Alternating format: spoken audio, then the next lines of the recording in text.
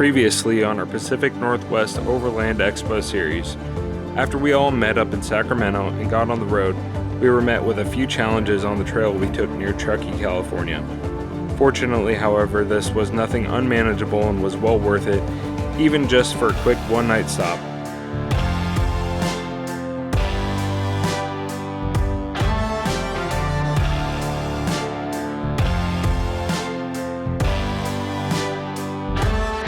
But today is a new day, and after a peaceful night's rest, listening to the sounds of the creek that surrounded our campsite, it's time for us to get a move on. Ken graciously cooked us up some bacon and eggs for breakfast on our makeshift fire pit griddle, while the rest of the crew prepped and packed for the trek ahead.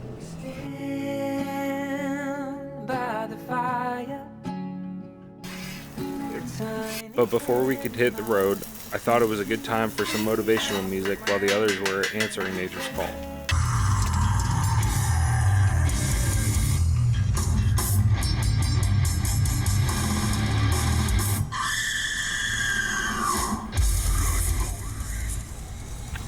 Go ahead, Becky. Okay.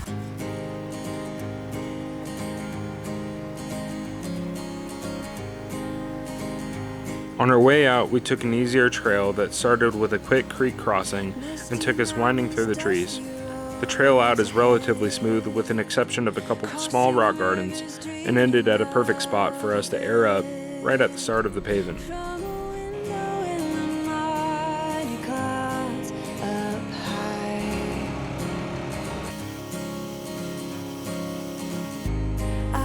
Touch a stream of gold above. While the Truckee and Tahoe areas are absolutely beautiful and we come up here regularly for our own recreation, that's not why we're on this journey, and it's time for us to get the show on the road. Dude, this guy parked right here yesterday and he hasn't left. Probably still sleeping, it's only 9 o'clock. Yeah, and it's funny, I think it's like right on the edge of the 11 for National Forest.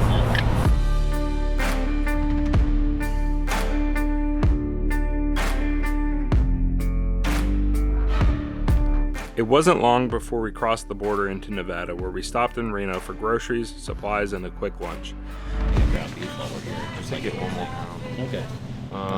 Let's get a Think of paper plates, buns for sure.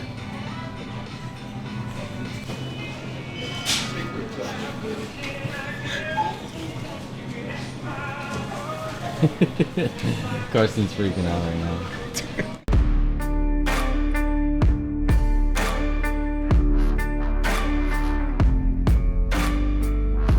While it was nice to make up some distance on the highway, the route I prepared for us on Onyx was quick to take us back off the highway. After stopping to top off our tanks in Lovelock, Nevada, we began to head north towards the Seven Troughs ghost town.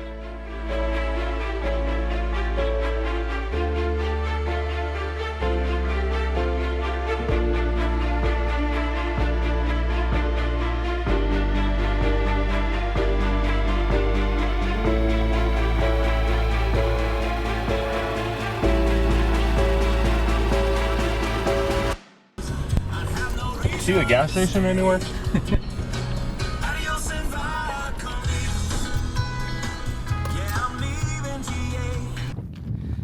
Big ass bugs in there. Really? Yeah. Things are huge. Seven Troughs was once a 20th century mining town established after the discovery of gold was made here in 1905. Originally, the land surrounding the town of Lovelock was home to the cattle that grazed here, and Seven Troughs was named after, well, you guessed it, the 7 water troughs these cattle drank from. What was once one of the 3 mining boom towns in the area is now only survived by a handful of cabins and buildings still standing. Only 7 years after the town was established, it was almost entirely wiped out by a massive flash flood in 1912. By the end of World War I, instead of rebuilding Seven Troughs, most of its residents had already moved on to the next big boom town. By the mid-1930s, all mining efforts at Seven Troughs ended. From Seven Troughs, we continued on the Seven Troughs Range Trail that we intended on taking as a detour on our way to Winnemucca. This trail overall is relatively smooth and easygoing. however has plenty of steep drops just inches from the edge of our rigs. You know, these bushes are deceiving because there really isn't more real estate off the bush. It's actually the edge. Yeah. I'm watching my rear tires. It's like on the edge. Also kind of a butt bugger in a way. Especially for you. Well, even for you too. I like it. Yeah. I mean, it's not too much tight stuff, but yeah, just like Yeah, you're a lot bigger. Like C10 bed isn't much wider than the 4 on you.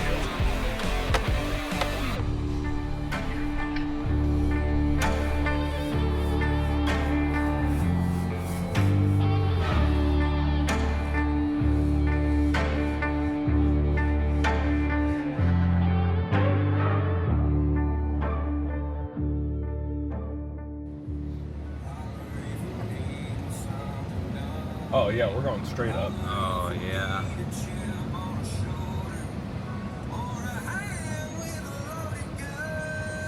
Should we get out, climb, and record? If you want to. I'm gonna wait till up there. Just go for it. Fuck it.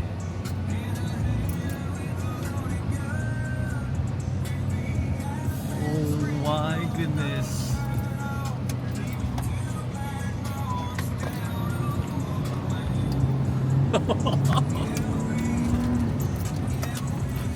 We're doing it.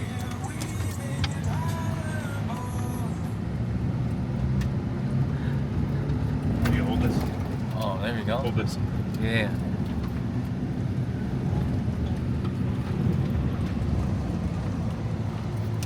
A-track is working, baby. Friggin' A-track is putting in work, bud. Oh fuck.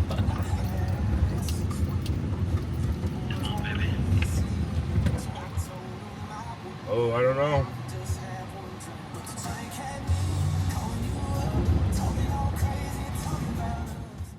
The biggest challenge we were met with was a steep hill climb on some very loose gravel.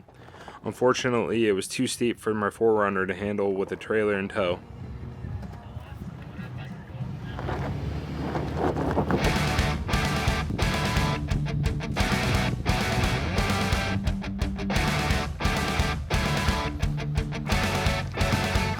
Thankfully, the Prospector, while also struggling under its own weight, was able to pull up and around Christian and I and tug us to the top.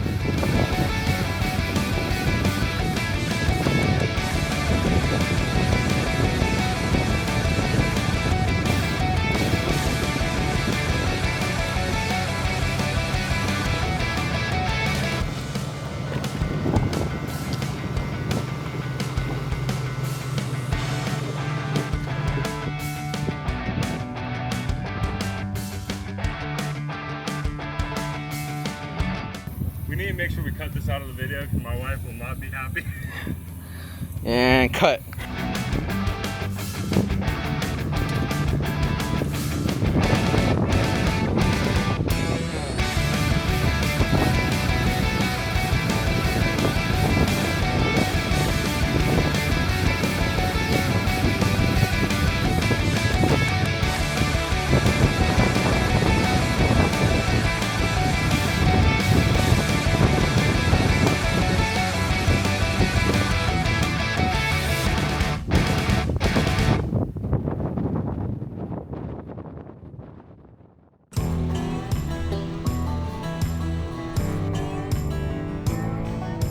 That would be when you're get down. Deep drop. You got your seatbelt on? I'm about to. Yeah, put that on. Just when we thought it would be easy from there, it wasn't. The drop down was arguably even steeper, not even allowing for us to stop without sliding downward.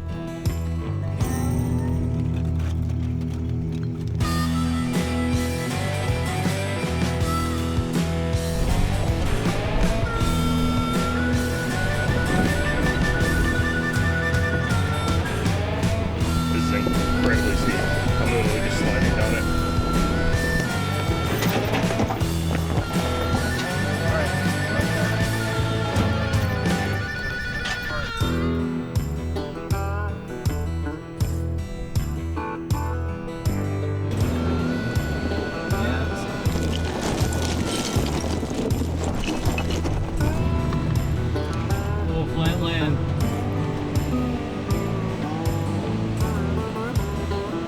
Thankfully, the rest of the trail was easygoing, and we were able to pick up the pace. And as a small reward for our efforts, we were met with the sight of wild horses in the distance, something that for all of us would remain as a highlight for the rest of our trip. You want to know a fun fact? Horses are immune to rattlesnake bites. The rattlesnake vaccine is off of horses' DNA. That's why you never see dead horses die of rattlesnake bites. Unfortunately, it was getting late, and we still had a large distance to cover from our refuel stop in Winnemucca to our camp location at an amazing hot spring creek just outside of the northern Nevada border town of Denio.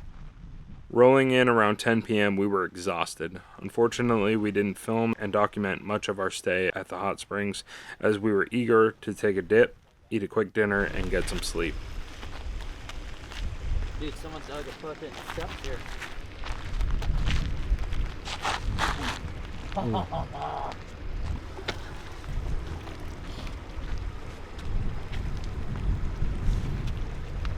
someone built a path over there. How crazy. Yeah. Dang. Oh, dude, it's way nicer. It's over here. Yeah. It'll be nice. Or we just don't do it and do it tomorrow. Alright. Yeah, I'm trying to get it. Yeah, we're thinking.